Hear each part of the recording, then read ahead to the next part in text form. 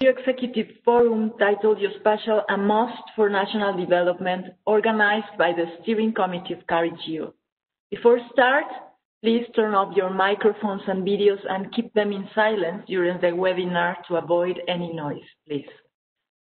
As for the questions to the speakers, we ask you please to write them in the chat, and once all the presentations have finished, we will have a space of discussion and Q&A. Now I give the floor to our first moderator, Álvaro Monet, Regional Advisor in Geospatial Information Management of ECLAC. The floor is yours, Álvaro. Thank you very much, Gabriela. Good morning, honorable authorities and colleagues. It is a pleasure to have you all here in this relevant encounter. We will proceed with the opening session of CARIGEO Executive Forum with the welcome remarks given by Dr. Julio Santaella, President of the National Institute of Statistics and Geography of Mexico, INEGI, and the Director of the Statistics Division of the Economic Commission for Latin America and the Caribbean. Mr. Rolando Ocampo, I give the floor to Dr. Santaella, who has sent us a message to share with us this morning. Thank you for inviting me to this session to inaugurate the CARIGEO Executive Forum. I hope that in these difficult times of health concerns caused by the COVID-19 pandemic, all of you, as well as your families and colleagues, are in good health. The Caribbean Project, officially known as the Project to Strengthen the Spatial Data Infrastructures in members of the Association of Caribbean States, is definitely, by its scope, one of the most ambitious international efforts of recent times undertaken by INEGI. The Caribbean Project started in 2014 thanks to a collaboration agreement between INEGI, the Mexican Agency for International Development Cooperation, AMEXID, the Association of Caribbean States, ACS, and it was strongly promoted within the United Nations Committee of Experts on Global Geospatial Information Management in our own continent, UN-GGIM Americas. The objective of the Caribbean Project was to lay down the infrastructure to gather geospatial information in the Caribbean Basin. With this information, it would be possible to increase the resilience and response capacity of member states and territories of the ACS in the presence of natural phenomena. I would like to take a few minutes to highlight some of its achievements. During these years, 17 countries participated in the project. We built a network of 16 fixed stations and 43 devices of the GNSS type that were installed to establish a geodetic data processing center. Another network was also built, this one of 14 servers, which were put online with INEGI's technical support in order to integrate, safeguard, use, and disseminate geospatial information in the region. We also implemented a Caribbean digital map, and these many achievements definitely had a lot of benefits for the participating countries, some of which are the increased capacity to react to natural disasters, the improved decision-making process associated with risk reductions, strengthening the technological infrastructure for the generation of geospatial information, fostering common reference frames in the region, incorporating the global and the regional experts of Committee of the United Nations, and reducing the gap of geospatial data both in the region and across the continent. In 2018, INEGI passed the baton of the project to the Caribbean countries, coordinated by the ACS and with the technical participation of the University of the West Indies. This project sets the foundations for the development of future applications, such as a definition of a regional geodetic reference framework and the construction of a geospatial standard data model. I am sure that the forum will accomplish its goals of sharing knowledge and creating awareness on the value of leveraging geospatial and statistical data with related technologies to support policy development and decision-making. The Caribbean project is an example of how international collaboration, both between countries and across institutions, significantly improves technical capacities for the generation of geospatial information, providing thus evidence for the decision-making for the benefit of the global community. Thank you very much, and I wish the greatest success to this CARIGEO Executive Forum. Goodbye. So these were the words from the president of the National Institute of Statistics and Geography, INEGI, of Mexico, Dr. Julio Santaella, and referring to this valuable background that was the Caribbean project from 2014 and up to 2018. So now I give the floor to Mr. Rolando Campo, who is the director of the Statistics Division of ECLAC, so that he give us his welcome remarks. So, Rolando, the floor is yours. Very much, Alvaro, and good morning to all of you. I want to welcome and to thank the attendance of our Honorable Governor Albert Bryan of the Cayman Islands, the Dr. Honorable William Duguid, Minister of Housing, Lands and Maintenance of Barbados, Mrs. Anita Montute, the Permanent Secretary of the Department of Sustainable Development of St. Lucia, Her Excellency, and my friend June Sommer, Secretary General of the Association of the States of Caribbean, my colleague Davian Carles, Director of the Subregional Offices for the Caribbean in ECLAC, of course my friend Julio Santaella, President of INEGI, and my colleague and my friend Paloma Merodio, Vice President of INEGI and President of UN-GGIM Americas. In addition, I want to thank the attendance of Cecile Blake, which is our representative of UN-GGIM and at the global level, and the representative for the Americas, Latin America, and the Caribbean at the global level.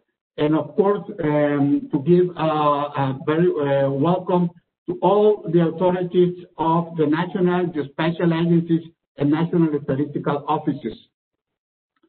Dear authorities and colleagues, please receive a fraternal greetings and the warmest welcome to this Executive Forum of the Caribbean Geospatial Development Initiative, CARIGEO.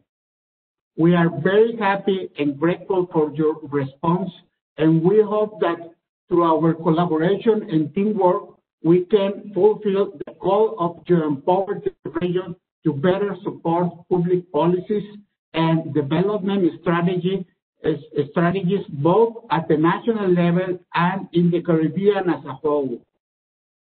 In these welcome remarks, I would like to share with you that 2 days ago was held the 38th session of the Economic Commission for the Latin America and the Caribbean, which is ECLAC's most important biennial meeting. The session concludes with an encouragement to change the development model and redouble efforts towards a post-COVID-19 recovery, guided by the principle of inclusive development, equality, and sustainability, always under the call of our Executive Secretary, Alicia Bárcena, of Caribbean First. The Executive Secretary of ECLAC states that in this adverse scenario, characterized by a strong economic contraction, an increase in unemployment and poverty levels, it is urgent to implement a virtuous combination of social and environmental policies that, hand in hand with economic technological, and industrial policies become the basis for a new development project. And this situation, in the words of the Secretary General of the United Nations, puts cooperation and multilateralism as in the center of our work more than ever. These messages confirm that the spirit and purposes of CARIGEO are in the most absolute harmony with the approaches of collaboration called by the United Nations. The implementation of integrated national geospatial information frameworks, the development of strengthening of spatial data infrastructures, and the integration of statistical and geospatial information in the Caribbean region will be essential to face the crisis and to guide the policies towards an inclusive development, putting the territory as an integrated element and all its dimensions and geospatial information as a fundamental support tool.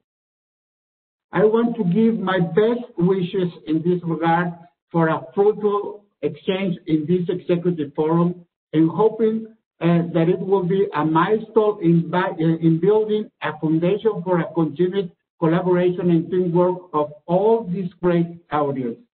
From ECLAC, we are fully committed to support this relevant initiative and to continue to work hard with our dear colleagues from the Caribbean. And I wish you a very good meeting in this executive forum. And thank you. And over to you, Alvaro. Thank you very much, Rolando. It is very encouraging to see how the CARIGEO initiative is fully aligned with the priorities of action of the Economic Commission for Latin America and the Caribbean regarding the main challenges for the region in these difficult times. So thank you very much, Rolando, for sharing.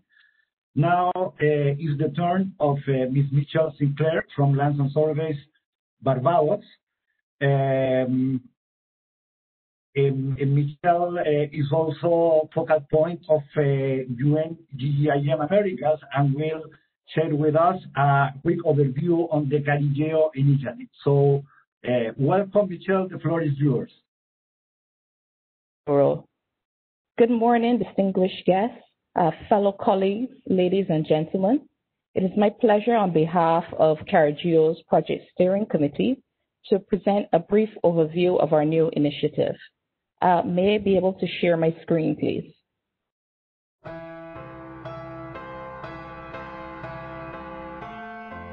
CARIGEO is a regional initiative built on the successes of the past Caribbean project and seeks to empower the countries and territories to capitalize on the value and the use of geospatial information to inform decision-making and national development agendas. The institutional strengthening and capacity building will focus on the national mapping agencies and statistical offices of the countries and territories of the Caribbean. This initiative is executed under the Americas Regional Committee of the United Nations Committee of Experts on Global Geospatial Information Management, UN-GGIM, in partnership with organizations of the UN system, regional development institutions, academic networks, non-profit organizations, and private sector entities. As a region, our vulnerability is multidimensional, and as small island developing states, our location, limited land space, and lack of economic diversification leaves us extremely exposed to shocks from economic upheavals, natural disasters, climate change, and most recently, the COVID-19 pandemic. The national and regional transformation of the Caribbean countries and territories can be assisted by using evidence-based data analysis and existing and untapped data sources to inform decision-making and policies. The enormous value of location and geospatial data was evident as countries around the world used maps and spatial analysis to inform and engage citizens, locate vulnerable persons and communities, and manage health care resources in response to COVID-19. A powerful example of the value of geospatial information was the Johns Hopkins University dashboard and map. Several of our own countries and territories have also employed the technology to produce their own dashboards. CARIGEO is pleased to collaborate and support industry titan Esri on the development of the Caribbean GeoPortal, an online source for Caribbean data, tools, and resources to create solutions for our development challenges. The effective use of these technologies requires governance and legislation, access and sharing of national data, and a commitment to keep this geospatial data current. We need the support and buy-in from you, our regional high-level executives, to ensure the full participation and cooperation of the national agencies and to translate participation into action and positive results. CARIGEO's strategy and program of action was developed through extensive consultation with national agencies across the Caribbean and international stakeholders with experience and interest in the region. Any projects or activities will align with these 6 streams of work.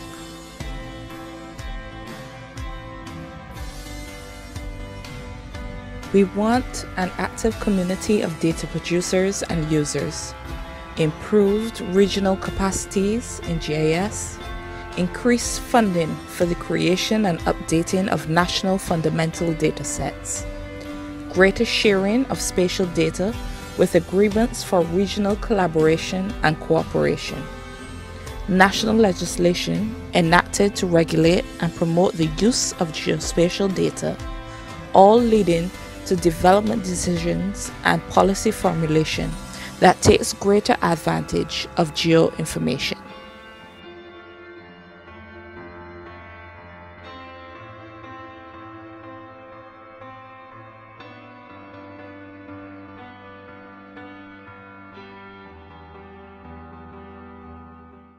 Thank you, Alvaro, and I'll pass that over to you. Back over to you. Thank you so much, Michelle, for providing us this overview of the wide range of topics that the CARIGEO initiative is envisioning to address with the collaboration and active participation of all of us. With this presentation, we are closing the opening session of the CARIGEO Executive Forum. Many thanks to our speakers, Dr. Davian, Rolando Ocampo from ECLAC, and you, Michelle. So before going ahead with the next sections, I ask you, Pia, if you allow me to share a screen. So, Gabby, you can go ahead. Thank you very much, Alvaro. Now I give the floor to our second moderator, Paloma Merodio, Vice President of the National Institute of Statistics and Geography, Mexico, and President of UN-GGIM Americas. She will moderate the session high-level interventions. The floor is yours, Paloma. Hello to all of my colleagues and friends that are here today. It's a pleasure for me to be here in this executive forum of an initiative that was planned since, I guess, 2 years ago when we started thinking about how to proceed and how to continue the effort of the Caribbean project. And today I think that this is a reality.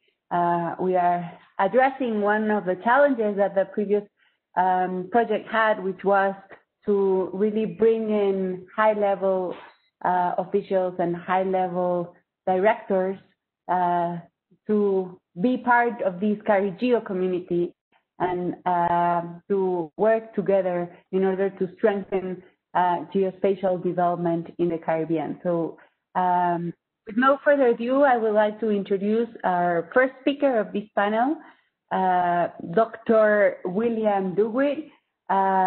He was appointed as Barbados Minister of Housing, Lands and Maintenance in 2020, having previously held the portfolio of Minister of Transport Works and Maintenance from 2018. He was first elected to Parliament in 2003. He was, Minister Dewey has also served as a chairman of both private and statutory organizations. A graduate of the University of Wales and the Royal College of Surgeons, Mr. Dewey is a doctor of dentistry by profession and a devoted husband and father. So it's an honor to have you here. The floor is yours, Doctor. Please go ahead. Very much.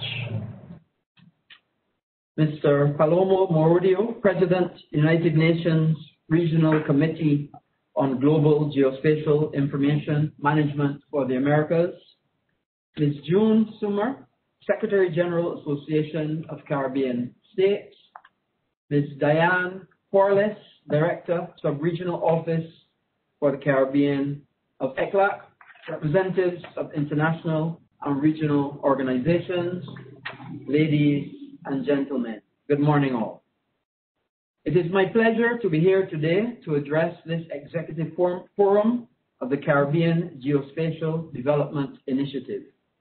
Our Prime Minister, the Honorable Mia Amor-Motley, as outgoing Chairman of CARICOM, was vocal in the call for regional institutions and solutions to meet our collective challenges head-on and embark on the digital transformations of our respective countries. This call to action has been made even more acute by the social and economic havoc wreaked by the COVID-19 global pandemic. Barbados is committed to supporting regional efforts to improve our national agencies, empowering them to develop, sustain, and advance the use of geospatial data and services in fulfillment of the 2030 Agenda for Sustainable Development. Geospatial information management is indeed a must for national development, and the time is now for us as the small island developing states in the Americas to embrace and transform our modus operandi. Geospatial information provides accurate and timely data necessary to combat the climate change crisis, the devastation of natural disasters, and economic instability which threaten us as a region severely and far too frequently. Barbados also recognizes the advancements made through our participation in the previous Caribbean project for the strengthening of spatial data infrastructures in member states and territories of the Association of Caribbean States. We became an active member in United Nations international and regional sessions and work programs and have benefited tremendously from the institutional strengthening through capacity building, workshops, and the donation of GPS equipment and computer hardware. Indeed, the GPS base station we received was used to develop our national continuously operating reference stations, CORS network, that facilitates accurate data collection for public and private users in the surveying and mapping sectors. The CORS also underpins large-scale investment construction projects that help to stimulate our economy. The government of Barbados is committed to the revitalization of the economy through digital transformation and the modernization of the public sector, and a vital component is the use of ICT to improve productivity, enhance business facilitation, and be more customer-centric. We are cognizant that included in the technologies that will propel our country forward in a digital world are geospatial information and services, so much so that several recent projects financed through the Inter-American Development Bank have a geospatial or GIS component. For example, under the Public Sector Modernization Program, the government of Barbados is seeking to modernize its land administration processes and improve the ease of doing business, starting with the creation of a national cadastre called the National Digital Parcel Fabric, the NDPF. The NDPF will be a single, complete, trusted, and sustainable topological representation of all land parcels and a fundamental geospatial data set for integrating our taxation, ownership, and planning systems. Additionally, the energy sector, under the IDB-funded deployment of cleaner fuels and renewable energies in Barbados project, has a procurement activity for the acquisition of GIS equipment and software to inform the sector's knowledge base, policy formulation, and implementation. The improved geospatial capabilities will allow the National Petroleum Corporation, the Barbados National Oil Company Limited, and the Barbados National Terminal Company Limited to collect and centralize data on its infrastructure and its assets. The proposed enterprise GIS will strengthen interagency collaboration and ensure widespread access to information without duplication of efforts. The existential crisis caused by climate change also requires us to delve deeper into geospatial data analysis and modeling to assess our vulnerability and mitigate the risks of disasters. Our Coastal Zone Management Unit has developed a national coastal risk information planning platform, the NCRIP, and uses geospatial data to identify potential coastal areas that may be vulnerable to multi-hazards. This is critical when you consider that more than 70% of our population and significant national infrastructure all lie within 2 kilometers of the coast. The platform also integrates socioeconomic data to identify the location of vulnerable persons, plan evacuation routes for vulnerable communities, identify the economic displacement in a community leading to potential job losses, and the economic cost for damage experienced, as well as potential damage and the potential risk of an area. The Caribbean Institute for Meteorology and Hydrology has been utilizing spatial temporal information on Barbados to support a number of initiatives, including digital elevation models to support stream flow modeling and predicting stream flow, flood risk forecasting, radar imagery for landslide detection, and radar imagery for sargassum detection and other marine pollutants. The Institute has also been using remotely sensed data to support the development of island-scale virtual reality platforms to enhance decision-making. In addition, the Lands and Surveys Department successfully completed an aerial photography project in 2019 to provide fundamental data sets such as buildings, roads, and aerial photography to various stakeholders necessary for economic development. In light of the impact of COVID-19 pandemic on global economic growth, the World Bank in its June 2020 Global Economic Prospects report has projected that the Caribbean economy will contract by 1.8% in 2020. The impending economic downturn, coupled with the region's high debt burden and extreme vulnerability to climate change and natural disasters, threatens the economic stability, social prosperity, and environmental sustainability of the Caribbean and its people. The Caribbean, for fora such as this Caribbean Geospatial Development Initiative, cannot be sufficiently underscored. The importance of a shared vision and sound leadership will undoubtedly enable our economies to weather the storm of economic downturn. The small island states in this region must therefore implement developmental strategies that are innovative, responsive, and sustainable to all of our challenges.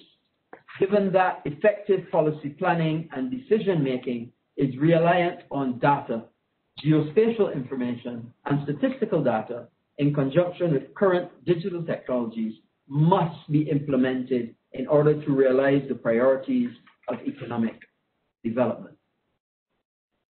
It is my fervent hope that at the conclusion of this forum, we as a region can pool our resources and knowledge through this CARIGEO initiative to develop frameworks and structures to ensure that we can forge practical solutions to assist in remedying the economic and societal changes of our times.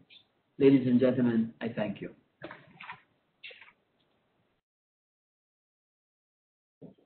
Thank you very much for your remarks and also for your commitment with this initiative and the strengthening of geospatial information in Barbados as a region. So now we turn to our next speaker. She's a good friend of us and a supporter of the initiative since 2014. This is Dr. June Summer. She received her PhD in history from the University of the West Indies in 1994. She lectured at the University of the West Indies as well as other universities in the United States, and also worked for 10 years at the Eastern Caribbean Central Bank in the Human Resources Department, the Research Department, and the Strategic Policy Unit. Dr. Summer served as St. Lucia's ambassador to OECS and CARICOM with responsibility for diaspora affairs from 2008 to 2016. She currently serves as the Secretary General of the Association of the Caribbean States. Described as a woman of first, she was the first woman to receive the PhD in history from the University of the West Indies, Cave Hill campus, the first woman to serve as St. Lucian ambassador to CARICOM and the OECS, the first woman to serve as an OECS commissioner, the first woman to be ratified as the Secretary General of the Association of the Caribbean States, and the first woman to perform the role as chair of the Open Campus Council of the Universities of the West Indies. That's why we have a huge admiration for her, and we are very glad to have her here. Dr. June Summer, the floor is yours.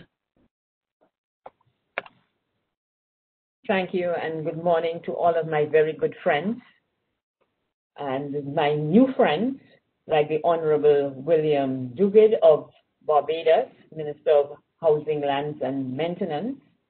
Can you all hear me?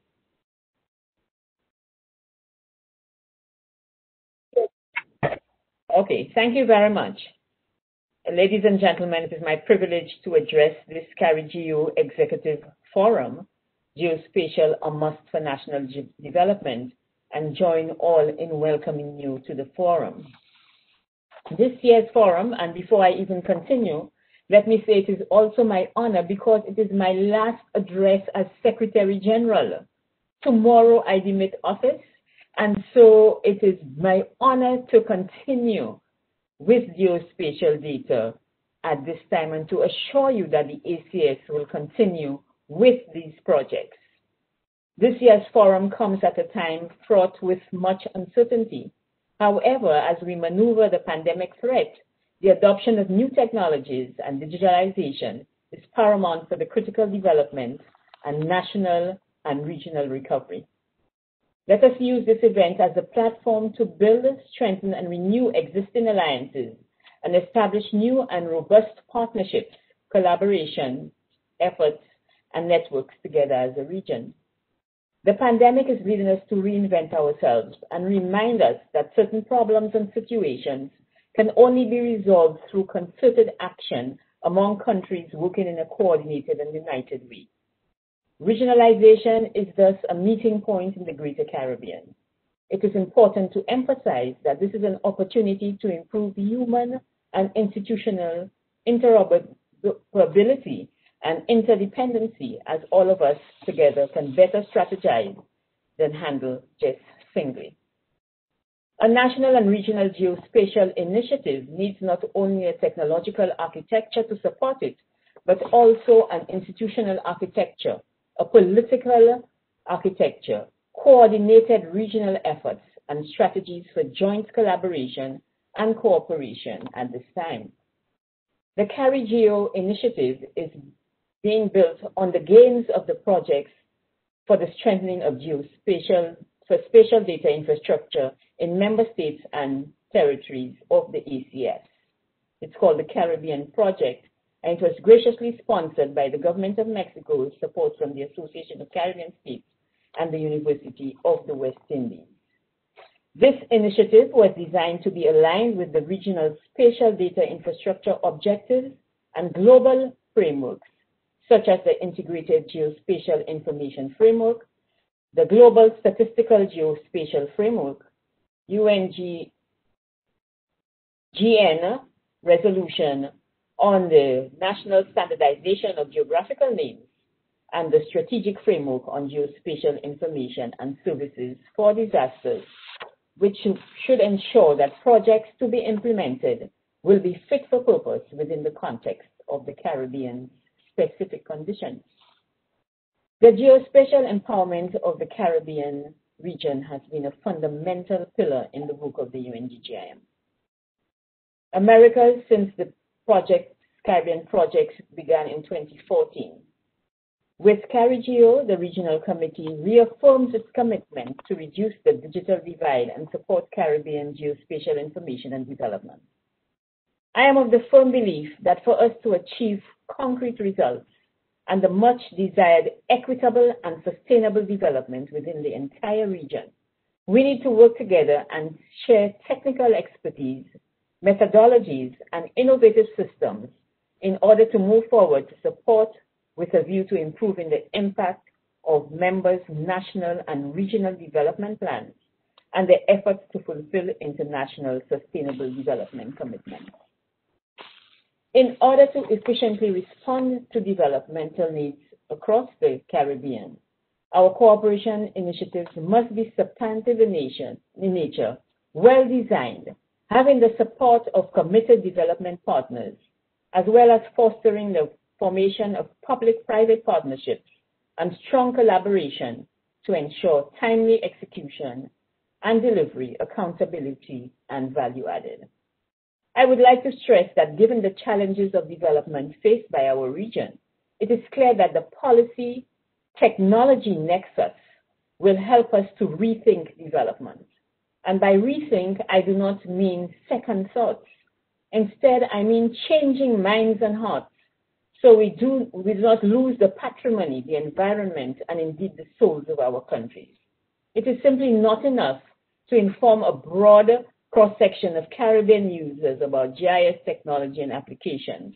We must be at the center of the change. As we forge ahead, we should focus on priorities and project execution, moving forward with results-oriented implementation. As we pool our efforts to blaze a new path towards sharing development and common prosperity, let the guiding principles of extensive consultation, joint contribution, and shared benefits remain at the forefront. Let us hold high standards in respect of cooperation and collaboration in fulfillment of the 2030 Development Agenda. A 2019 CDB study finds that several factors challenge the effectiveness of traditional approaches to poverty reduction in the region. We must now look to new factors that will help us to challenge the traditional development paradigms that have not moved us towards equity and equality. Some of the new factors identified are decentralization, harmonization, targeting, data management, resource, and capacity building. I posit that GIS is at the heart of this new thinking.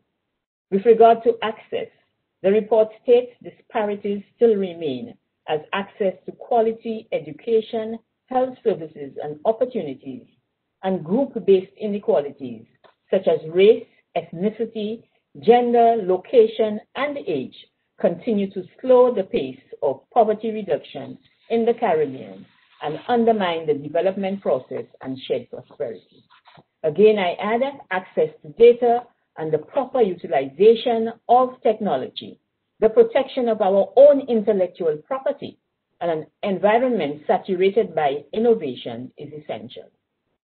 Distinguished ladies and gentlemen, in closing, I commend the efforts of CARIGEO officials and those of you present here today in finding solutions to infrastructural gaps and potential challenges within the Caribbean region.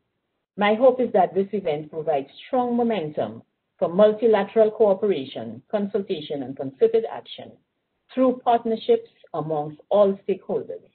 I am confident that this initiative and all the outcomes of today's high-level forum will effectively boost working relations as we transcend geographical distance and embark on fruitful partnerships to benefit the entire Greater Caribbean.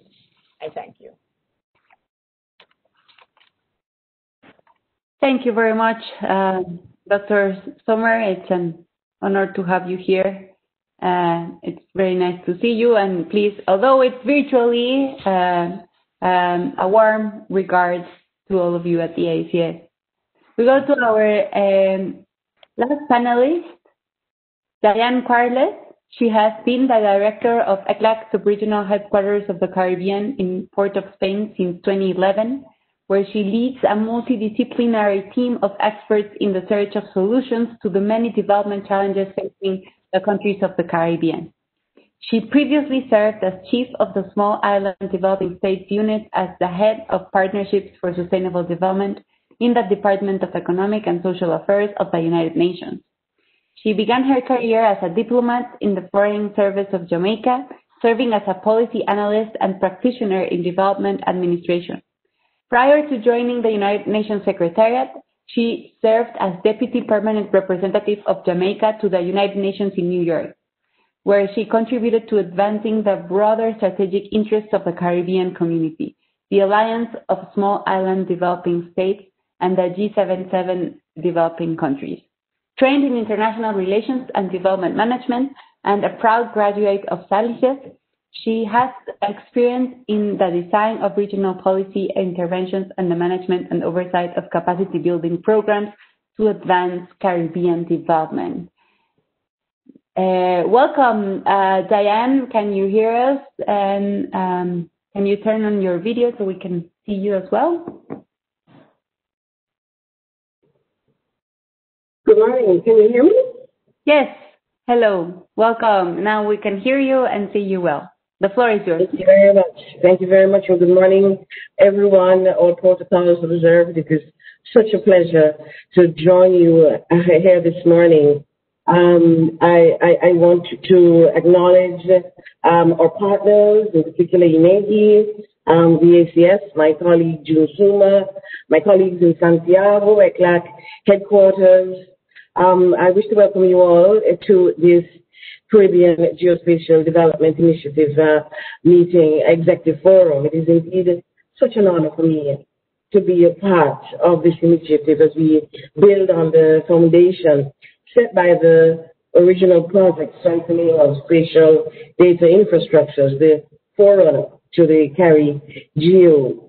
Now, this forum has two broad objectives: to share knowledge and create awareness among the region's senior decision makers on the value of leveraging geospatial and statistical data and related technologies to support policy development and decision making, and to galvanize the countries of our sub-region to participate in CARIGEO through focused high-level presentations that we will share this morning. We're fully in support of these objectives because we recognize the importance of these tools and data in enhancing research for policymaking and supporting the Caribbean priorities for sustainable development. As you may know, the drive towards wider adoption and application of geospatial technologies in our hemisphere has been led primarily by the United Nations Regional Committee on Global Spatial Information Management for the Americas in partnership with the ACS and others. Our Executive Secretary, Ms. Alicia Bassada, has also endorsed and championed the integration of statistics and geospatial information in our region, and we at the sub-regional headquarters also recognize the importance and significance that this holds in providing for a data-driven platform for decision-making in the Caribbean. Where development has historically been stymied by the paucity of critical data, geospatial technologies can assist the sub-region by filling existing data gaps through innovative means, thereby establishing concrete evidence to guide appropriate development strategies.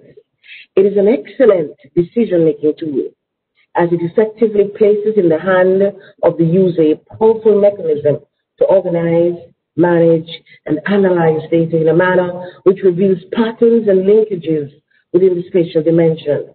The ability of these tools to visualize data also offers considerable potential in the region. It can be used in tracking, analyzing, and monitoring public policy, while simultaneously informing on the status of implementation of various development agendas, providing quality analysis to guide policy decisions.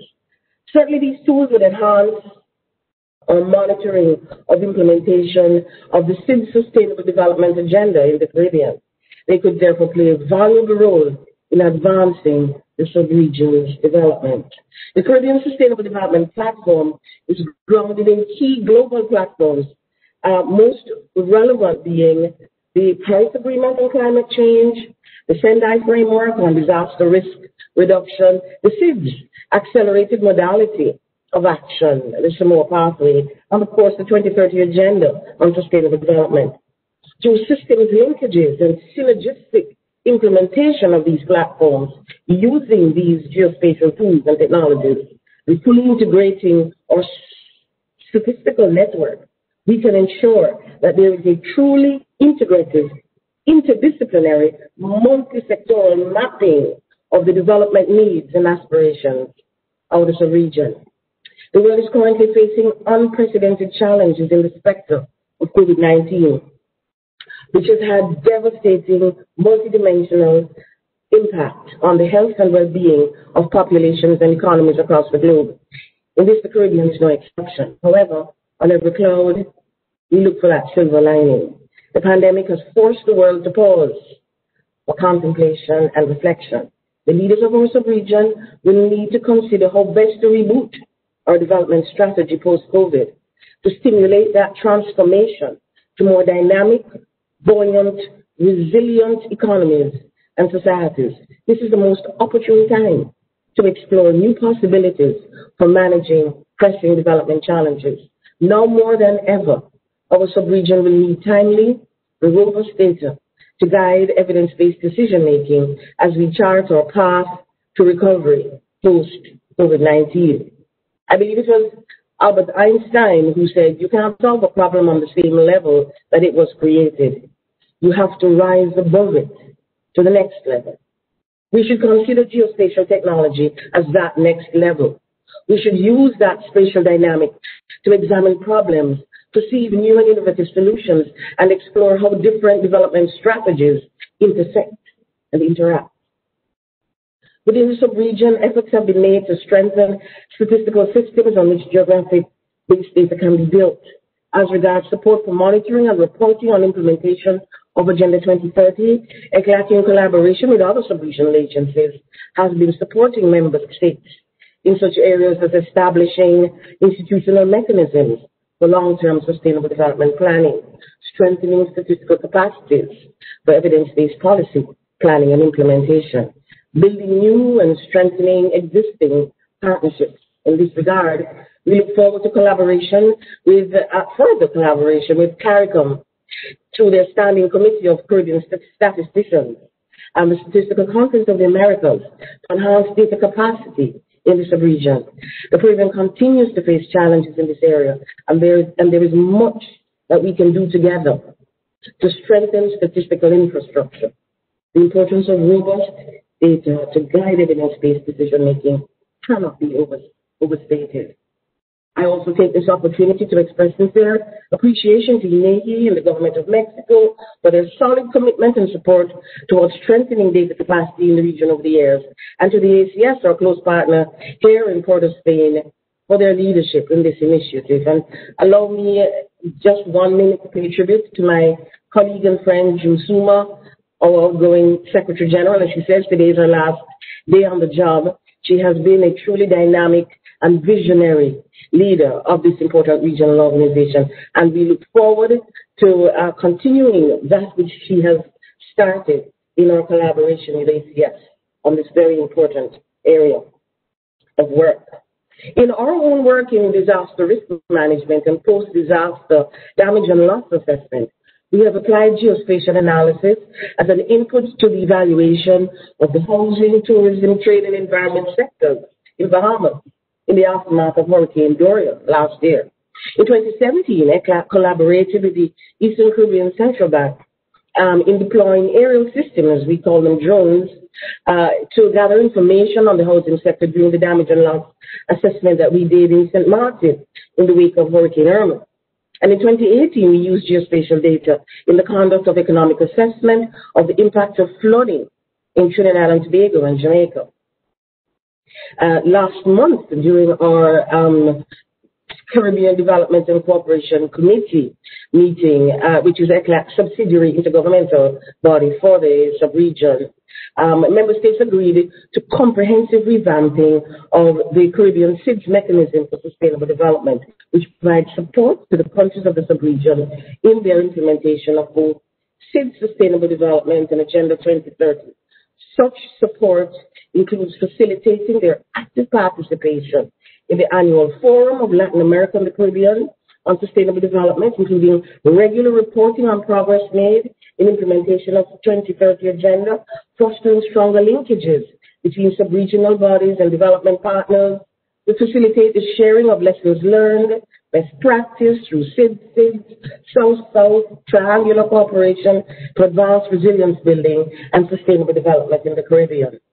This mechanism for sustainable development, therefore, is an institutional mechanism that has a function that could support member countries and the sub-region in the application of geospatial technologies. And we're hoping that we can explore how we use this newly revitalized and revamped mechanism to advance the use of geospatial technology in the region.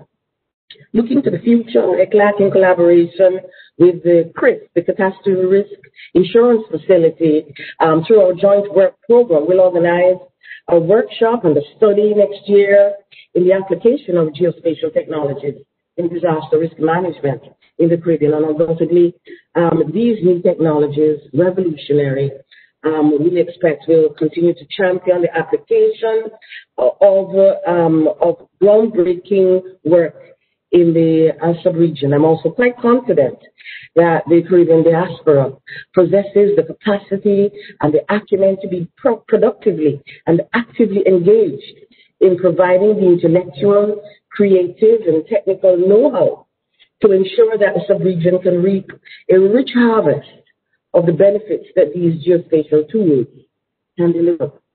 I therefore wish to commend the efforts of CARIGEO and the organizers of this very important forum and encourage you in your efforts to guide our youth, our young professionals, even our seasoned technocrats and decision makers in building capacity and awareness of the applicability of these tools. I'm confident that their potential to open new doors and foster new perspectives and propel the sub-region into visioning a new dynamic approach to addressing the development imperatives of the Caribbean.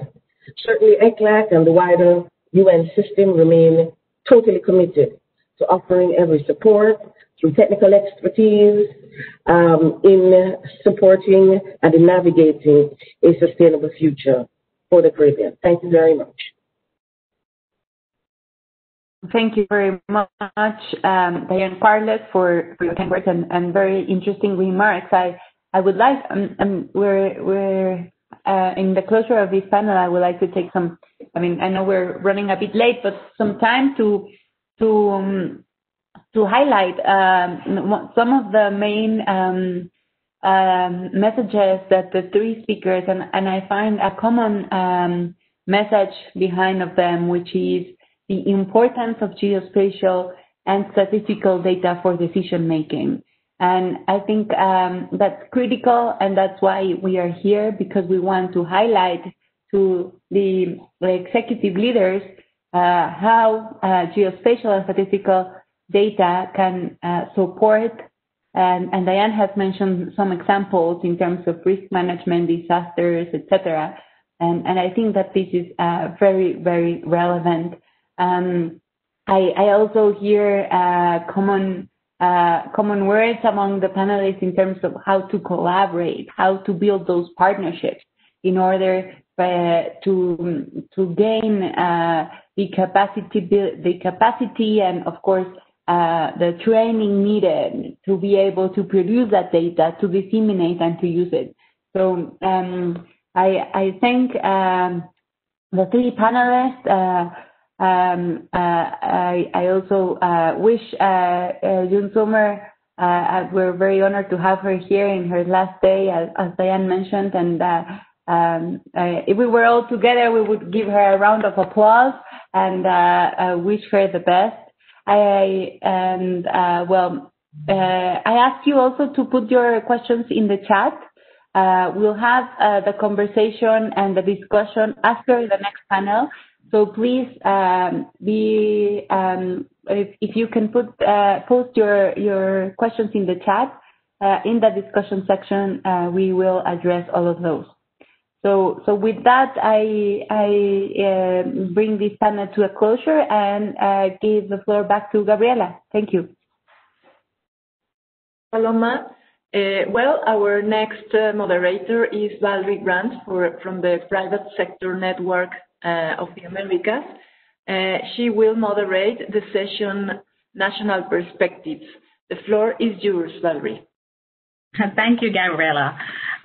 Good morning, everyone. So this morning we have three amazing panelists who will be talking to us about the national perspective. To begin, we'll start with Mr. Seong Young, and he is the Geospatial and Data Division Chief Data Officer, and he's responsible for driving and establishing a collaborative geospatial environment in Singapore, overseeing the formulation, design, and management of the policy and program for geospatial information governance, infrastructure and technology development, capacity building, and the use of geospatial systems and data analytics. Under his stewardship, various important geospatial initiatives have been implemented, including the one which is the greatest achievement, the One Map for Singapore government's geospatial information services, which has won several awards and accolades internationally. And he's an active member of the UN Committee of Experts for Global Geospatial Information Management. So without further ado, we invite Mr. Young to give his presentation within the frame of 10 minutes, please. Now, it's my pleasure to join you at the CARIGEO Virtual Executive Forum today. I'm very honored to have this opportunity to connect with you across the globe on the topic of geospatial. The Singapore Land Authority is a public agency in the Singapore government. Apart from managing land in Singapore, SLA is the Authority on Geospatial Information Science and Technology in Singapore. Today, I would like to share with you the importance of geospatial in supporting Singapore's national development. To begin, geospatial, especially during the COVID-19 pandemic, has really emerged as a powerful technology, and organizations have been using geospatial to identify underlying relational data and visualize patterns over space and time. It has assisted health authorities to monitor and model the effects of the pandemic, as well as cities and countries to safely manage and plan neighborhoods around this crisis. While this pandemic has pushed the world to rethink many practices and processes, it has also given us insight on new and powerful geospatial tools to better plan and manage cities as we move forward.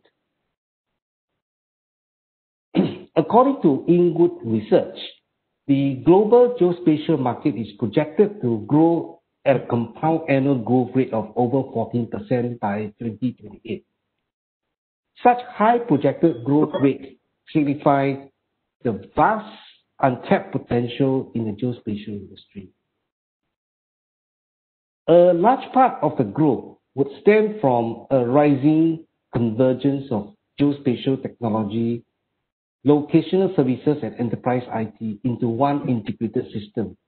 We are witnessing an unmistakable trend of geospatial moving from being a vertical to becoming horizontal. While we welcome growth, we shall remember how we have evolved. The history of geospatial development in Singapore started in the 1980s when the government embarked on the National Computerization Program. At the time, our ambition was to computerize the civil service and develop a pool of IT manpower to improve the lives of citizens.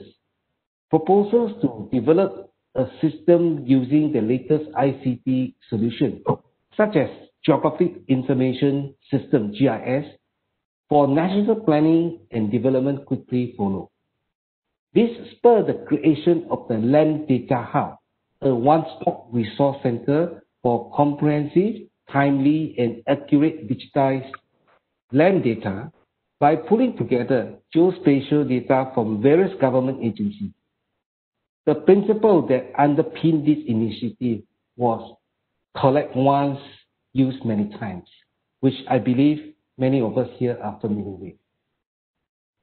Leaping into the fourth industrial revolution, Singapore Smart Nation Initiative was introduced to harness infocom technologies, networks, and big data to create tech-enabled solutions.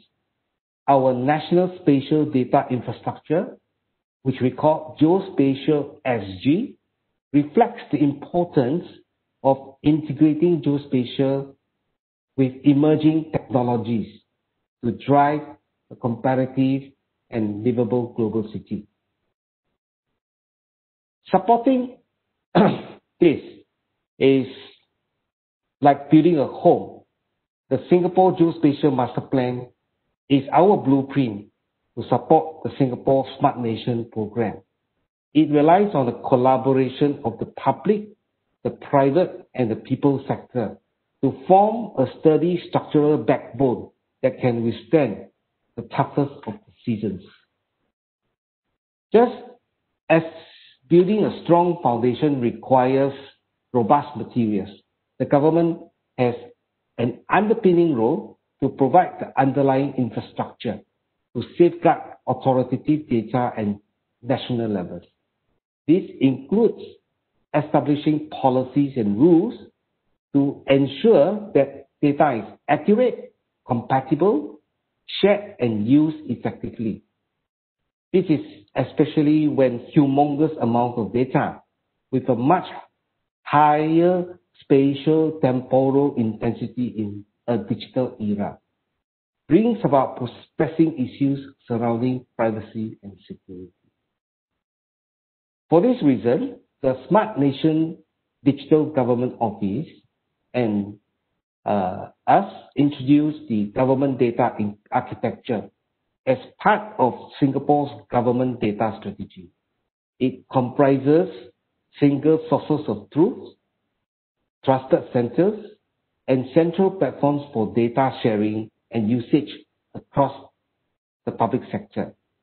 SLA is designated as the trusted center for geospatial data, and whose role is to be facilitated by GeoSpace, which is a central and secure data sharing portal that provides authoritative geospatial data to the whole government. Access to secure and high-quality data can help public officers formulate better policies, deliver more personalized and integrated services to the public, as well as support businesses in innovation and growth. GeoSpace currently has a few thousands of data sets contributed by some 60 public agencies. These data sets are used to develop geospatial tools such as OneMap to meet specific needs of citizens.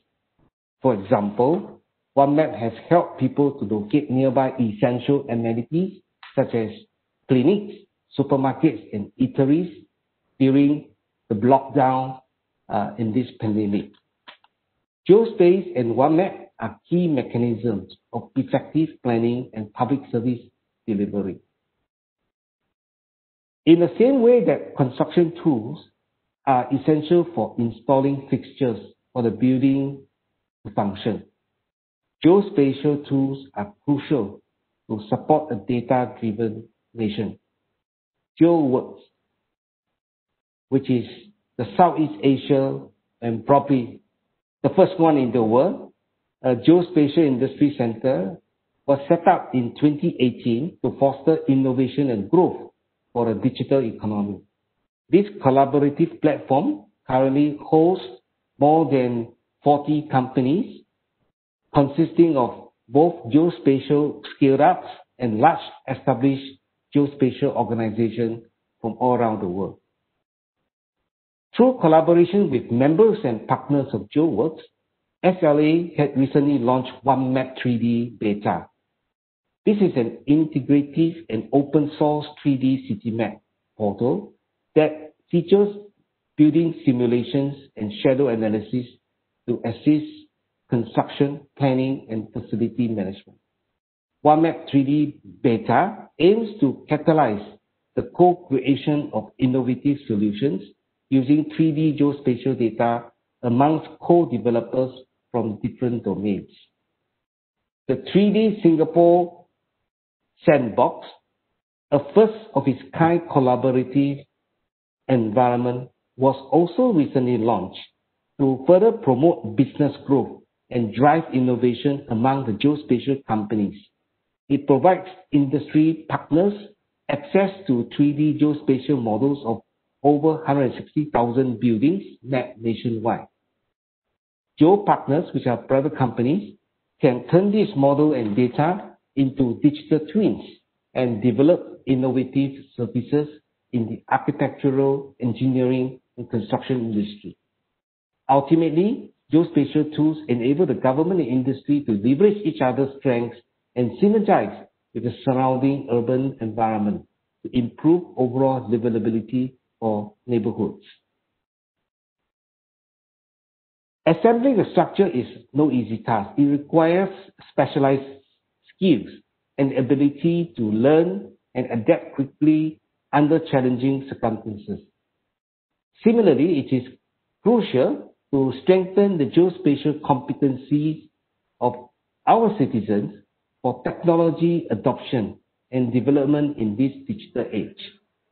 SLA is leading the geospatial cluster development efforts through the Geospatial Capability Center that works closely with public agencies and higher learning institutions to initiate strategies in education and workforce development. We now offer geospatial scholarships to individuals who want to pursue geospatial and geospatial-related courses. SLA has also widened its capability building efforts to include geospatial training and reskilling courses for all public officers.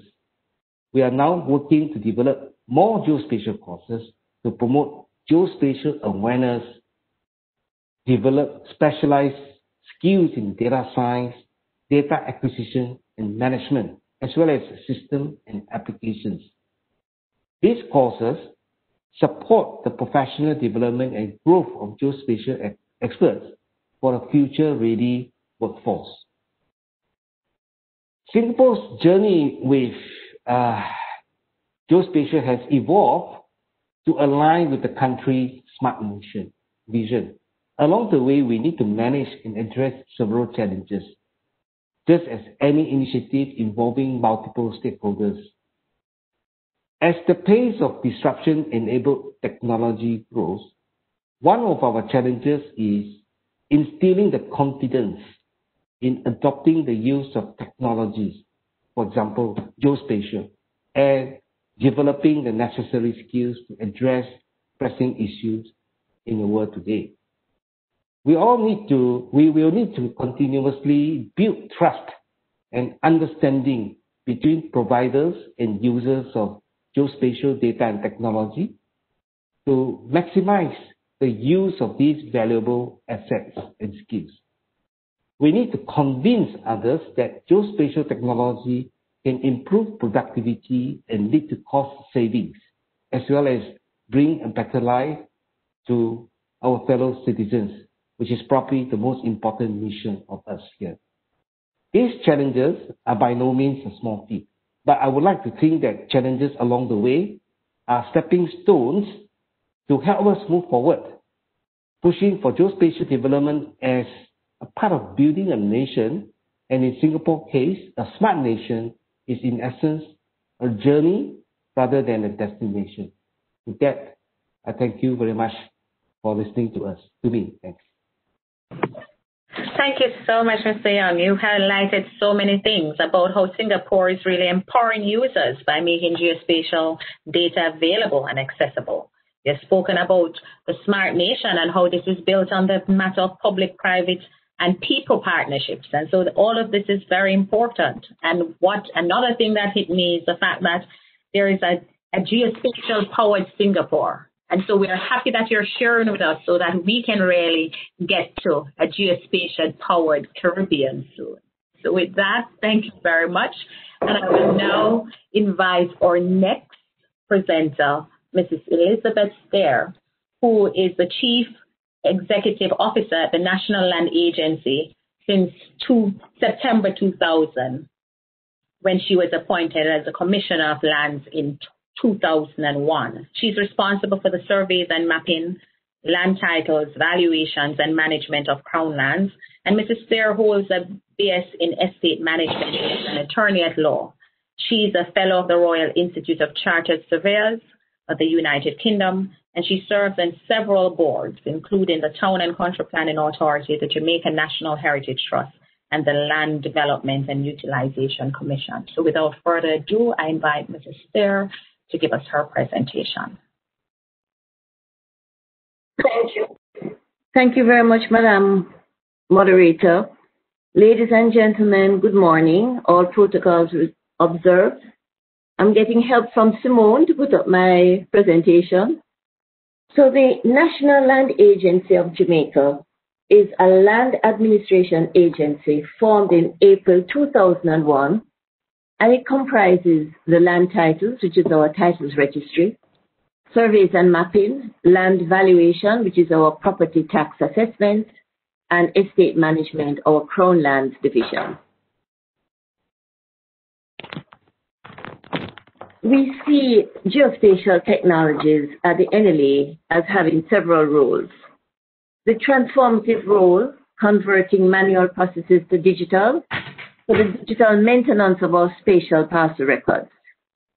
An enabling role with the implementation of several business processes related to land information, making it easier to provide certain services, and facilitating greater confidence in management of land records. The integrating role, integrating the several divisions of the agency around the common thread, land, and eliminating data divide. So we have partial integration of land titles, surveys and mapping, and land valuation. And it's still a work in progress. We're still working on it. Then we have the creating role, creating new products and services, especially to aid income generation. So we facilitate links between data held in different repositories in the agency to create products such as customized maps, web maps, etc. In terms of our investment in the technology, we are a signatory to the Government of Jamaica's Enterprise License Agreement with the ESRI, which allows access to a variety of GIS applications and tools, and this is a real help for us. We have a continuously operating reference system in Jamaica with 13 sites island-wide. We're linked to the regional reference system, and this system, of course, facilitates greater efficiency in surveying and can be applied in other areas, for example, to monitor sea level rises. We do aerial mapping. We have unmanned aerial systems, which facilitate our 3D mapping, inspections of property for land valuation, especially in terrains where we can't really enter easily. And of course, topographic surveys can be easily generated. We do several, well, we have 2 screenshots right now, a 3-dimensional cadastre and our virtual reference network across the island. We have several customized applications to facilitate specific business processes. Our parcel data management system is a digital maintenance of parcel records incorporating both spatial and textual data. And we have a screenshot. And if the map was a little larger, you would be able to see the valuation number inside, within the boundaries of the parcels. And then we have Eland Jamaica, which is our internet-based application that allows users to spatially identify land parcels using the interactive mapping component.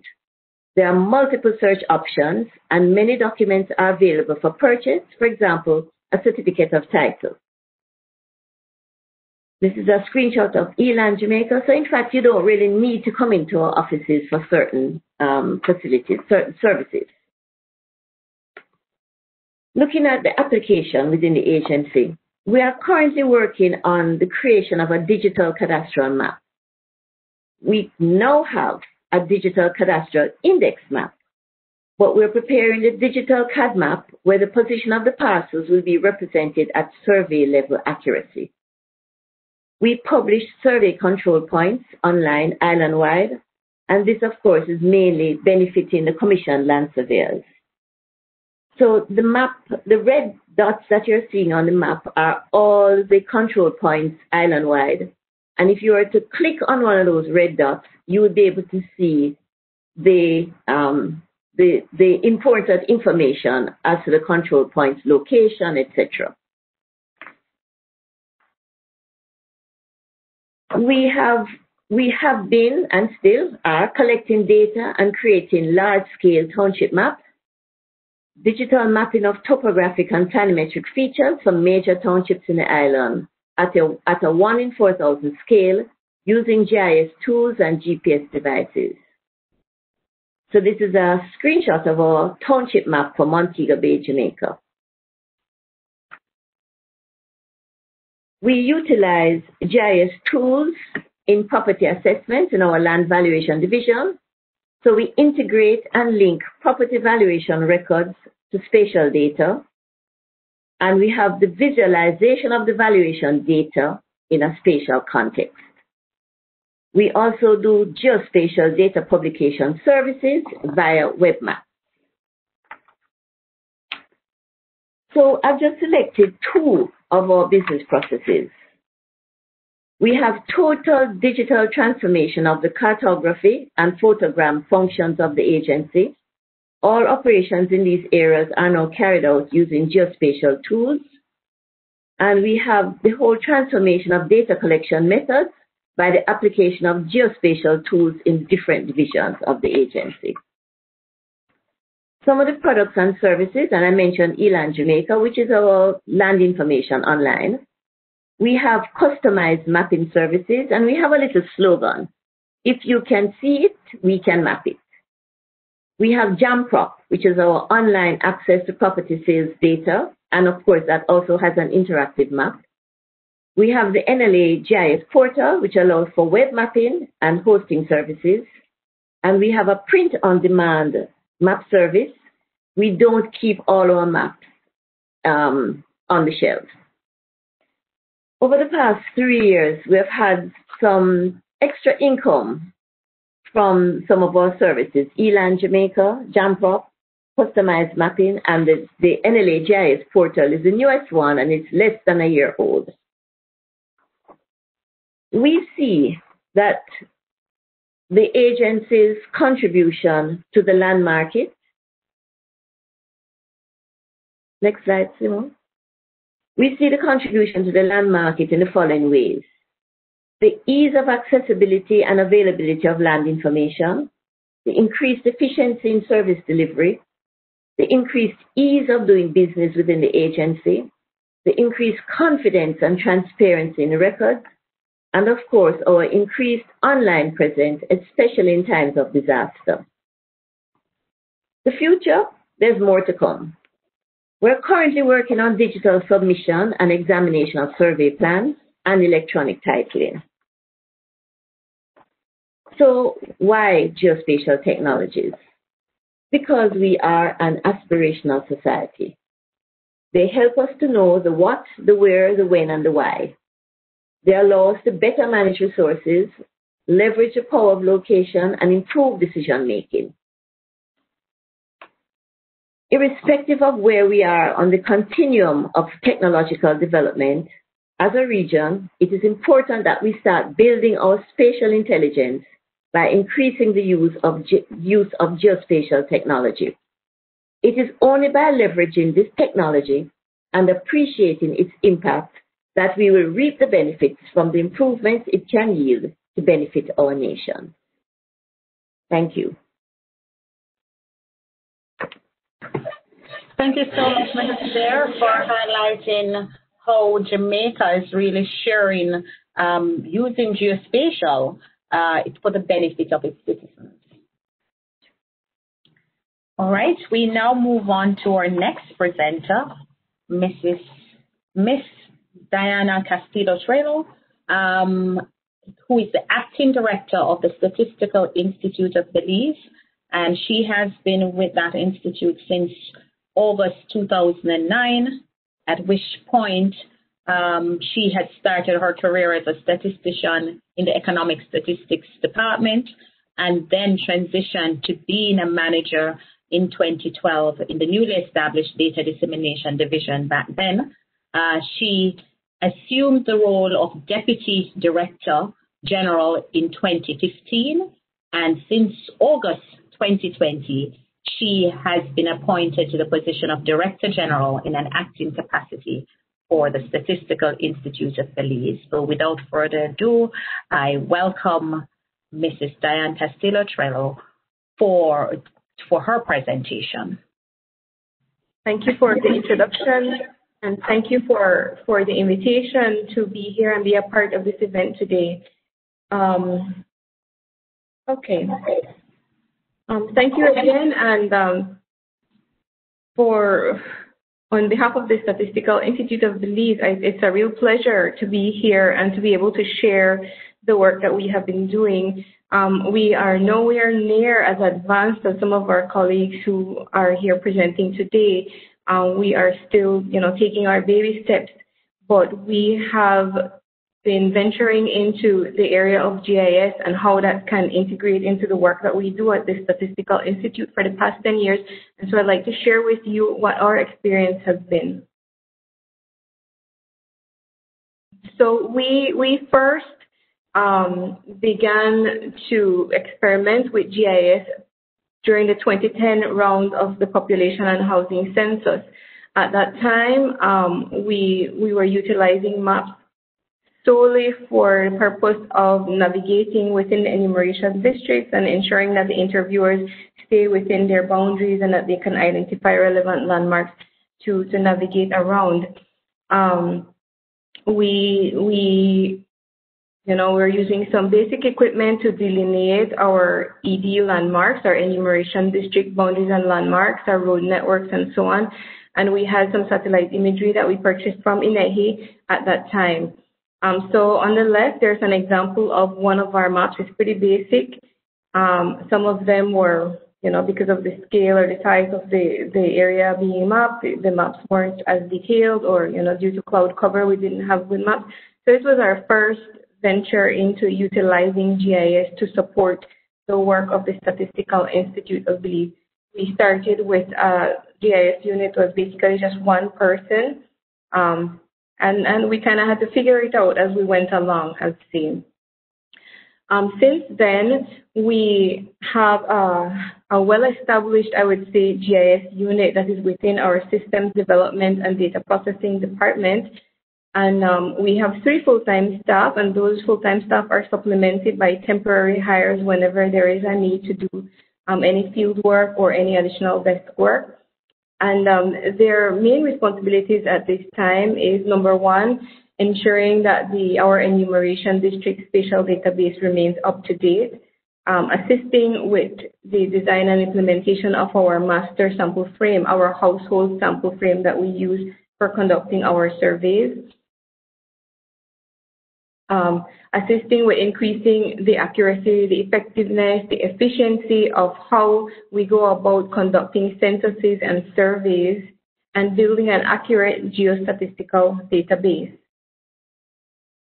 We spent several years leading up to the 2020 round of the census preparing ourselves to have GIS play a greater role in the work that we're going to do for the 2020 census.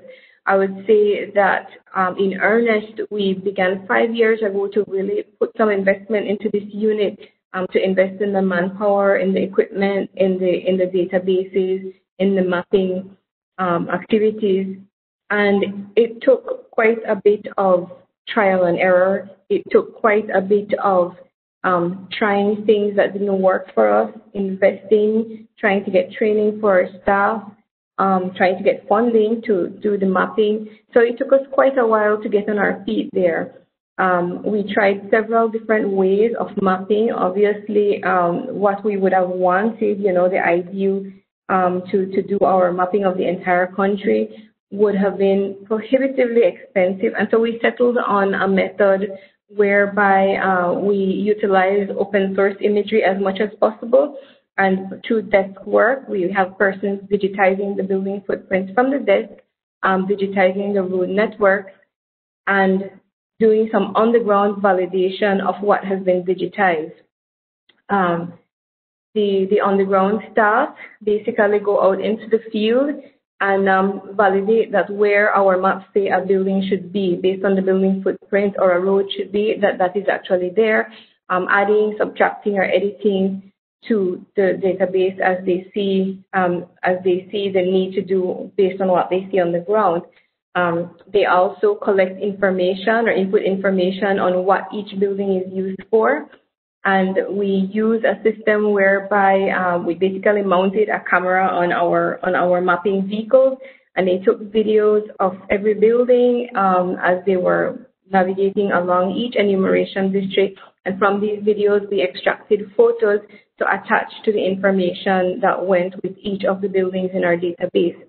Alongside that, or to support that, our IT department developed an application called Sid Collect, which is in-house developed, and we have these installed on our tablets, and these allow us to actually take our maps out into the field, to do updates offline, and to sync with as many users as we need to have, and to sync these to our database upon return to the office.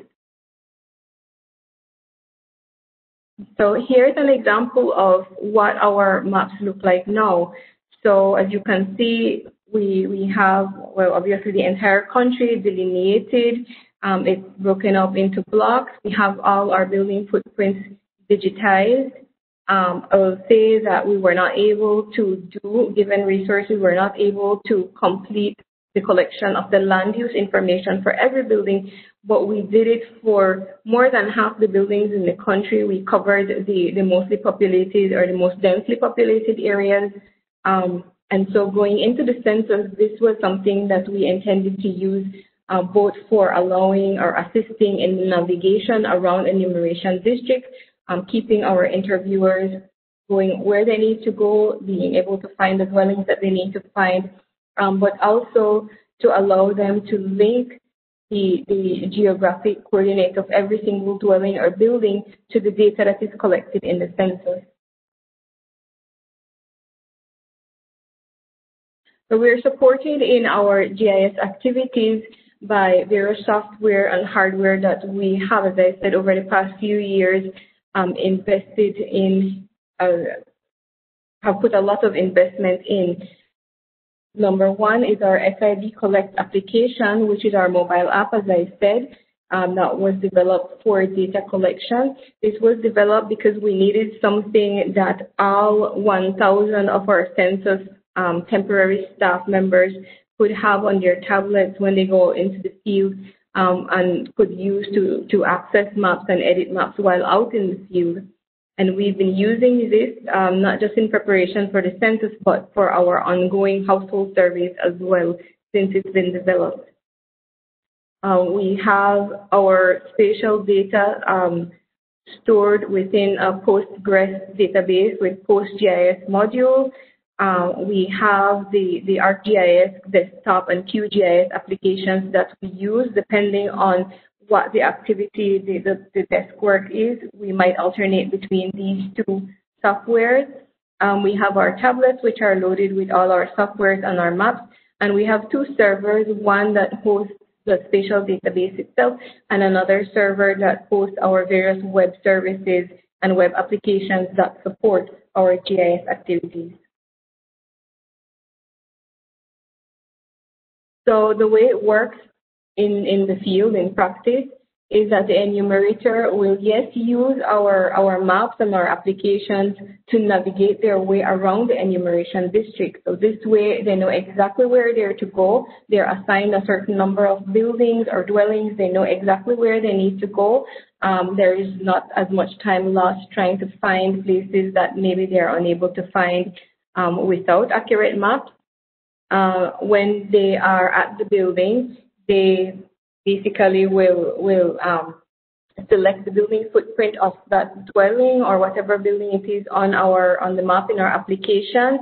With that, it pulls up the building ID along with its other metadata. There's usually an accompanying picture, so they know that they are actually at the correct building, and the land use information, so they know whether they are in facing a dwelling or a business or some other form of building.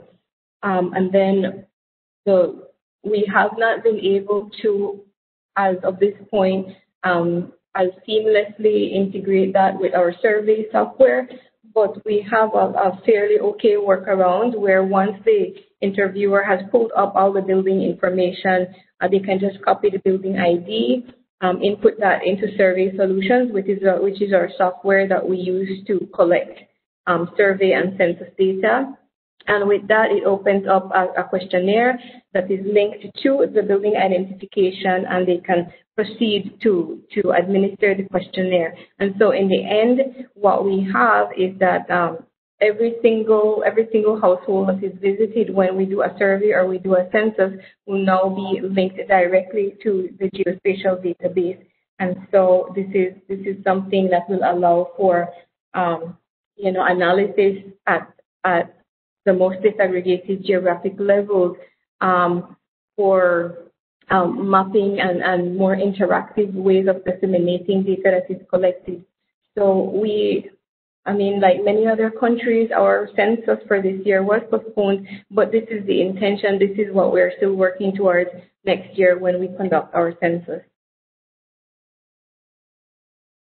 So looking towards the future, like I said, we are really just in our baby steps when it comes to the use of geospatial data and linking that to statistics and statistical data. We started out just using it as a navigation tool, and now it's becoming more and more an integrated part of all our census and survey activities. We are, just like what we did with our household sample frame, we are seeking to do the same with our business sample frame, our business register, which is our list of all businesses in the country, trying to get their coordinates to add that additional piece of data to our business register. And similar to the way that when we do a census, we can link a geographic location to all the information that is collected from that location, it will be the same with businesses as well. We have a National Statistical System Indicators portal. We're looking at ways that we can integrate maps and geography into the dissemination of the indicators in this portal to make it more useful, to make it more relevant to our data users. And looking more towards the future, we're trying to build up some capacity in our staff to expand into areas like remote sensing or our programming so that certain functions that right now are mostly manual can be automated. And we're looking at things like maybe the updating of our building footprints or assigning building use data to images on a map. Beyond this, this is sort of our plan internally, but beyond this, what we want is for the geographic data that we have so heavily invested in and work to sort of build up to also serve as a resource for other parts or other agencies within the government. We want this, just like our statistical data, to be something that can be put to good use, in offering better public service to our population, in better targeting interventions, in better, responding to disasters and crises, and making most efficient use of the resources that are there. So we want to see more of those partnerships, and we want to see, just the way we want to promote the use of statistical data, we want to see that going forward in terms of the geographic data that we have worked to put together. So as a conclusion, like I said, we are just embarking on our journey in this area. We're a statistical agency, and for so many years we have been focused solely on making sure that the statistics we collect and publish are useful and reliable. And now we see how much more can be added by adding in the dimension of geospatial data, how much more useful it can be, how much more relevant it can be to the data users. We have made a lot of progress, even though we have a very long way to go. We have made a lot of progress. It's involved a lot of investment. It has involved a lot of trial and error, seeing what works, what doesn't work, what can we do with the resources we can access, what are the limitations of the equipment that we have access to, what type of training we need to obtain for our staff. And so knowing, that this has been our path to get here, and knowing that our experience is probably something that many of our colleagues in the region are sharing or will be sharing as they seek to develop their capacities in this area, we do see that there's a lot of potential in this initiative, in the CARIGEO initiative, to facilitate the development of GIS capacities and to utilizing it to its full capacity. And ultimately, I think what we would want to see is that through this initiative, we empower data users by making geospatial data available and accessible, web maps, applications, and platforms. And this, coupled with open data policies, coupled with the types of data that can be merged with geospatial data, to be used to inform policymakers, to be used to inform data users, and of course, always as from the perspective of a statistical agency, doing this in the right way, doing this in a way where issues of confidentiality, privacy, and security are balanced, but always seeking to provide, the most relevant to our data users. Thank you very much. Okay. Thank you, Diana, for that very practical presentation on how you are linking GIS and statistical data, and for really demonstrating how geospatial can support the census efforts. I want to thank all the presenters on the panel today for really sharing the amazing work that they're doing in each of the countries. A very special thanks to Mr. Young, who was spending part of his night with us, because I think it's close to midnight in Singapore right now. But he took the time to share with us today, and so we're very thankful for that. Thanks to Mrs. Stair for showcasing the work that Jamaica is doing. Jamaica has always been a very strong advocate and leader in the geospatial efforts across the Caribbean. And special thanks to Diana Castillo-Trello for showcasing that integration of the statistical and geospatial data in Belize. So with that, I now hand over to Gabriela. Thank you. Thank you, Valerie. Well, we asked the audience to stay with us for a few more minutes as we now turn to a final discussion that will be moderated by Artie Dobry, Coordinator of Sustainable Development and Disaster Unit of the Subregional Headquarters for the Caribbean, ECLAC. The floor is yours, Artie. Thank you, and good morning, good afternoon, everyone. I know the agenda is running very, very sharp on time. I open the floor now for any intervention or questions from our participants. I would start to say on the chat, we had one person on the chat, Ms. Catherine Reyes, and her question or comment on the presentations that were done before is that she observed a greater deal of emphasis on the importance of land-based geospatial data. And her question also is, how could we then bring this into marine geospatial data, and in particularly taking into context the economies of small island development states, and as well as coastal states in the region of the Caribbean. So I will hand over this to our panelists. Please, if any one of our panelists would want to respond on the application of the geospatial data and technologies for our management of our marine environment. Please, can I ask for one of the panel members to take this question? Linda Peters from Esri. I just wanted to make a comment that maritime data obviously is very valuable across the region there. And we have been working with NOAA and others to make maritime data available via the Caribbean Geoportal. So I would encourage the participants to go and have a look at that. There's some really great data becoming available there. We're also speaking with the Caribbean Marine Atlas folks to federate their data. So there is a lot of activity started in that area. Thank you.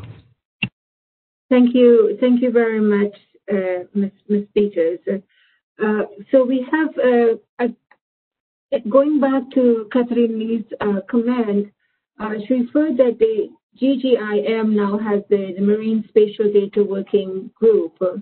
Can we have someone from the panelists who might be more familiar with the GGIM and the Marine Spatial Data Group to give some further elaboration on this?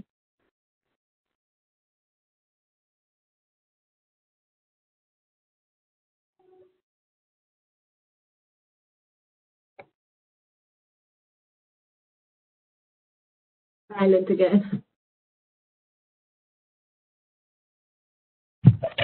I'll comment in again, Archie. It's Linda.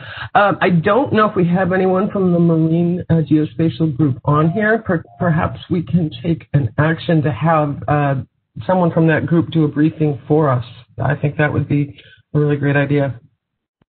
Okay, thank you. So the other question we have is, and in fact, in a common element on all of the presentations that were done before, of course, is the new norm and the implications of COVID-19, which of course calls for greater data in the management and going forward to how we address the post-COVID management.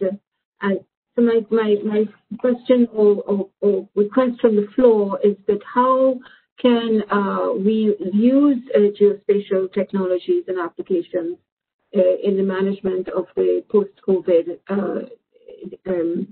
management processes? So I open the floor with the guidance of our chair. This would be our last intervention, unless there are any other written intervention coming through the chat.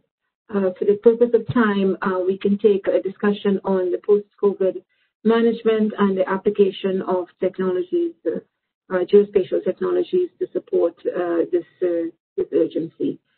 So I open for the contribution from our participants and your view, your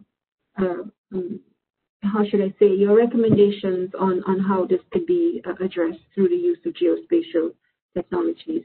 I pass over to our participants and our speakers. Thank you. Yes. Hi, Simone here from Jamaica. I have a question for Mrs. Chair. It's posted in the chat. So the question is really in light of COVID-19 and yes, the limited resources throughout the region in terms of our developing countries, and in particular given the economic crisis that all countries are facing now because of which have been exacerbated by COVID-19. And Mrs. Chair would have outlined all the benefits that NNA has experienced with regard to the use of geospatial technologies and the income generation, and I'm sure cost savings that have been examined or experienced. So my question to her is, what advice would she give Caribbean governments in terms of the possibility of investing in these technologies towards possibly stimulating or facilitating economic growth as comeback from the whole COVID-19 experience. Thank you. Thank you very much, Simone. And Ms. Chair, can I pass this directly to you for response, please? Ms. Chair.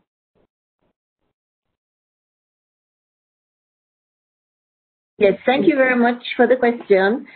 What we have noticed with the COVID, the agency has actually done some work with, first of all, with the Ministry of Health to help with the mapping of the COVID cases, etc. But generally speaking, one of the things that I think has helped us in our offices in COVID is our online presence, because we have been trying to discourage persons from coming in if you don't have to come in, and more use the services and the products that are available online. So I spoke about the control points, for example, the Commission Land Surveyors, and that was actually started, thank God, before COVID. Well, we have had our ELAN Jamaica for some time, of course, and of course, the whole matter with the interactive map with ELAN Jamaica. So you can get your title printed from ELAN Jamaica, so you don't have to come into our offices. And I think that is one of the things that, persons have to, when they're considering their geospatial future, they need to look also at their online presence in terms of mobile instruments as well as your laptops, etc. So that would be my advice to the countries. Thank you very much, Ms. Tears. Given the high importance and urgency, the floor is open for any other participants that may want to make an intervention or a suggestion on the issue of COVID-19 and the application of geospatial technology. We open the floor for any other interventions from our participants or suggestions or best practice at your national and regional level. Okay.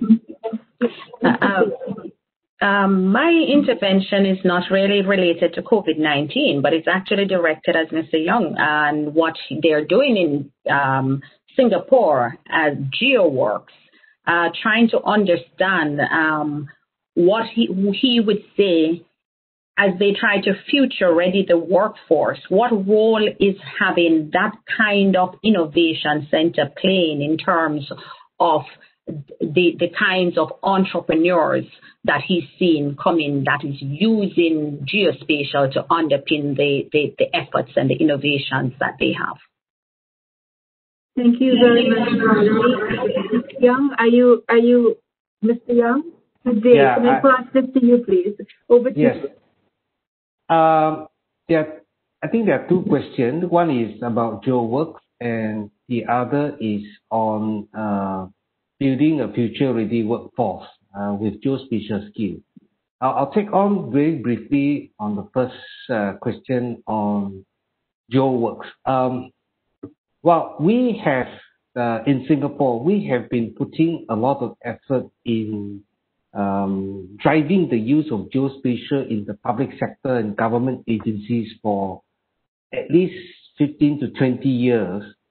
And I wouldn't say that we have a huge success, but I believe we have done enough to at least encourage and facilitate the use of geospatial within the government agency, not just the infrastructure and engineering agencies, but also the social and economic agencies. And we thought that it's time in 2018, we thought it's time in a way to, for the government to grow the geospatial ecosystem in Singapore as well as in the region. That gave birth to GeoWorks, which is the industry center, at least for Southeast Asia. I'm quite proud to say that we haven't seen one in other places, perhaps except Geospatial Hub in UK. The GeoWorks itself work on the principle of promoting business growth, driving innovation, and foster a well-connected geospatial community.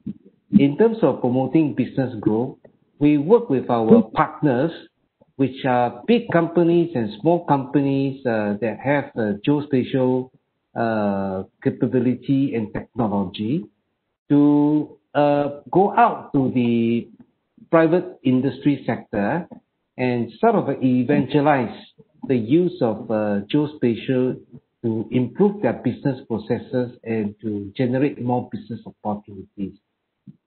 We are taking baby steps now, and we are targeting the logistics sector and the real estate sector, because we think that geospatial has great use in the logistics and real estate sector to help them to improve their operation. To drive innovation is to, for us, what we do is that we hold a lot of challenges, workshops, open to the general public, to the private sector, for them in a way to come up with new ideas on how geospatial could be used. That also includes the collaboration between the public agency, geospatial professionals, and also the private sector professionals in creating innovative projects. Fostering a well-connected geospatial community, for that aspect, we think that we cannot work alone. I think in many countries, perhaps except the United States, a large part of the geospatial professionals actually reside within the public sector agencies, or at least for Singapore it is the case. But we think that we need to sort of build a community of geospatial professionals, not just in the public sector, but also work together with the private sector. So we hope to see a more tightly sort of cohesive kind of community where ideas can be exchanged and shared. So in a nutshell, we're trying to build a sort of ecosystem with government agencies, the private sector, and the the sectoral, such as the logistics, real estate, architecture, engineering, and hopefully in a few years' time we can move into the healthcare and more into the socio-economic sectors. So that what we see is the geospatial ecosystem is just not limited to the infrastructure planning, defense, agriculture industry, but also to include other sectors as well. That is our bold vision. I have to say that we just established the industry center just 2 years ago. We are kind of taking some initial steps to move towards that bold vision. Hopefully, in a few years' time, we can reach there somewhat. On the building a future-ready workforce, well, we think that geospatial skill, well, at least from our perspective, is quite important in every part of the business processes within the government.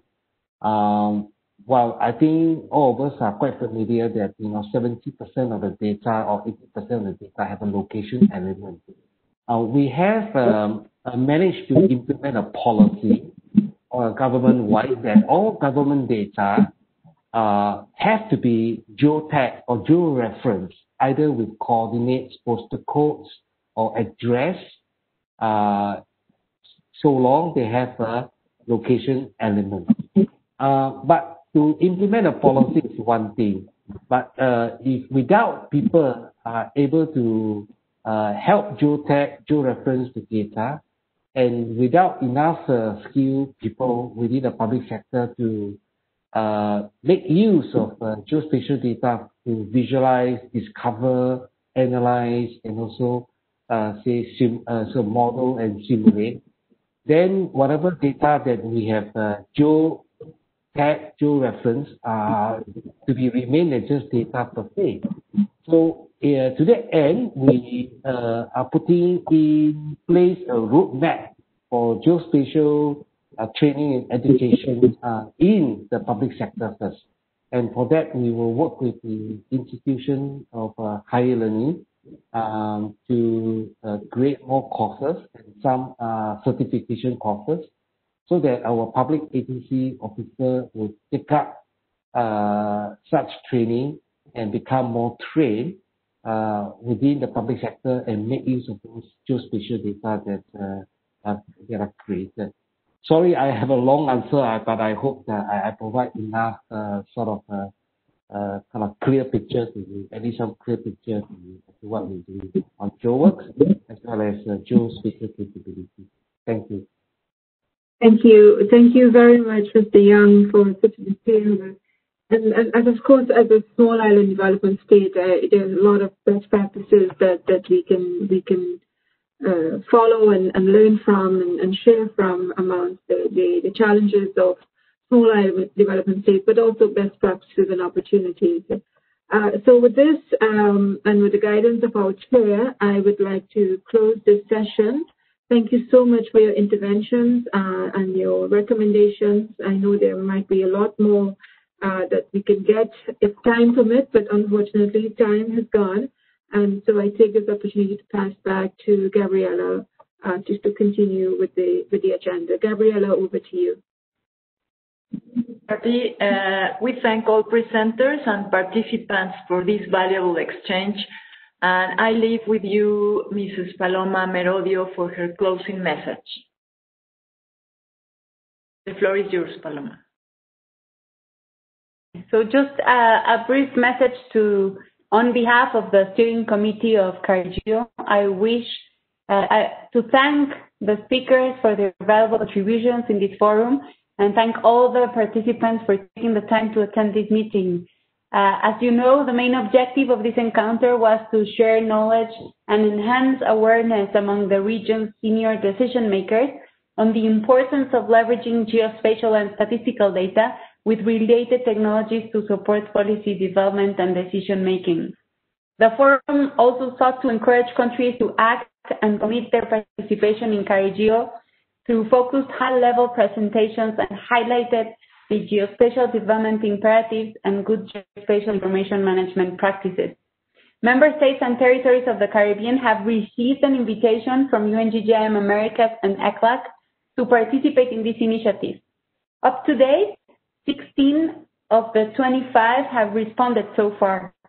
Therefore, I encourage member states and territories who have not responded yet to join this important initiative.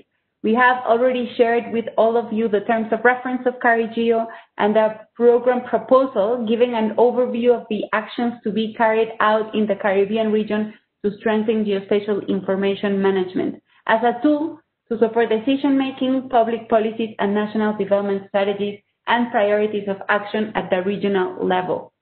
Other important stakeholders from both public and private sectors have already joined to this initiative and are ready to start working. So once again, I thank you so much for your attention, hoping to have your support for the benefit of the Caribbean region. Have a nice day.